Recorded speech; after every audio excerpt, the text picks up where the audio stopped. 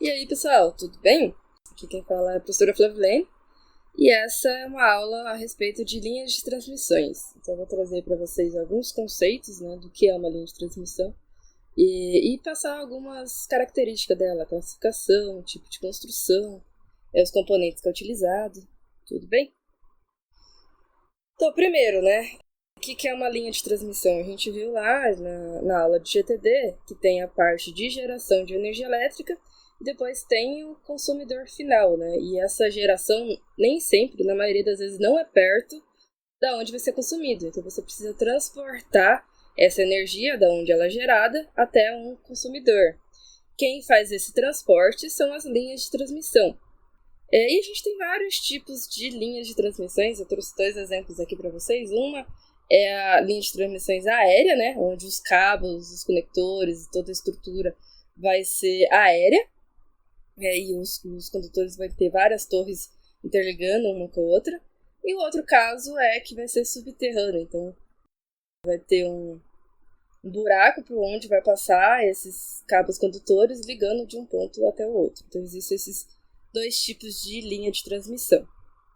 O sistema de transmissão no Brasil ele é interligado nacionalmente. Na maioria dos estados são todos interligados, com excesso agora por Roraima, mas os demais já têm linhas de transmissões interligando os geradores de energia elétrica com os consumidores. E aí aqui, nesse mapa da ONS, mostra as linhas construídas em linha contínua, e as que serão construídas até 2024, que são as linhas pontilhadas.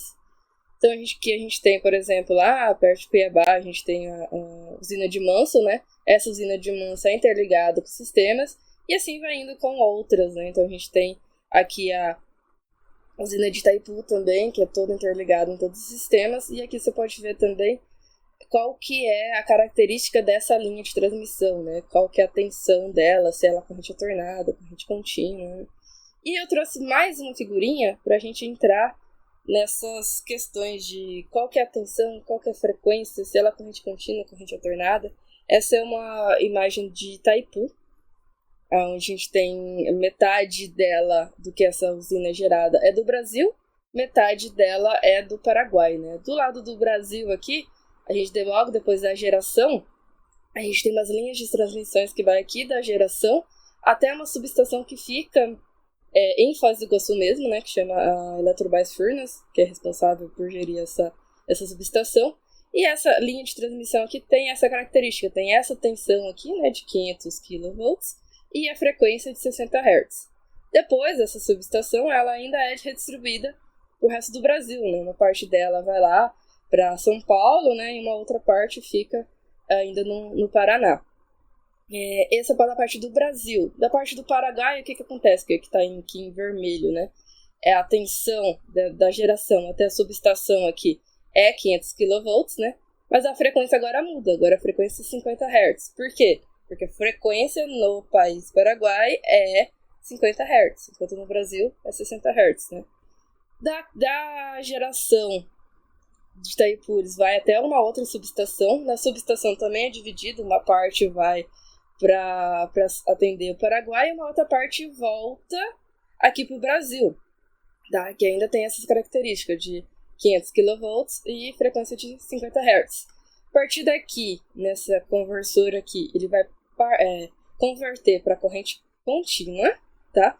E aí ser transportada lá para São Paulo, né? Lá em Ibiúna.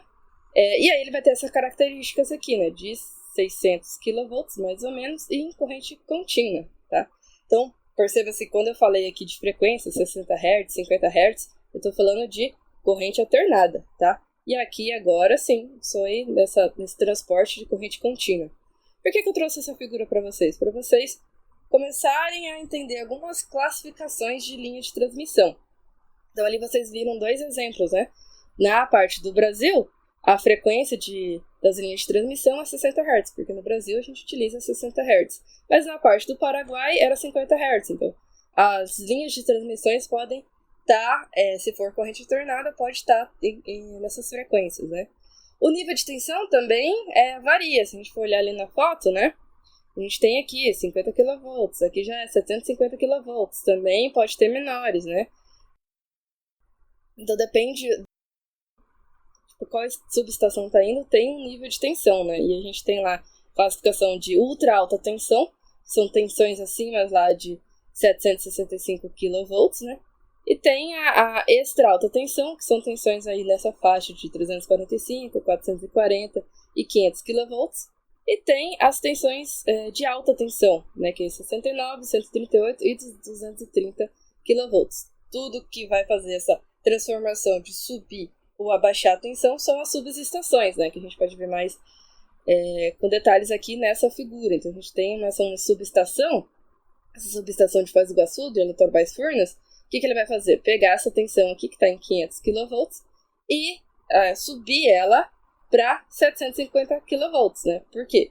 Para você transportar ela por uma distância maior, você eleva a tensão para os condutores, cabos condutores, serem menores e terem umas perdas menores do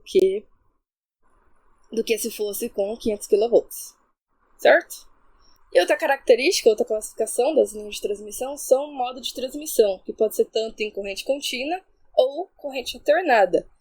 Aqui na figura a gente também vê dois exemplos, né? A gente tem desde a usina de Itaipu, essa energia elétrica é gerada em corrente alternada. Então, se a gente for aqui para o lado do Paraguai, essa primeira transporte aqui da usina até a subestação é feita em corrente alternada, tá?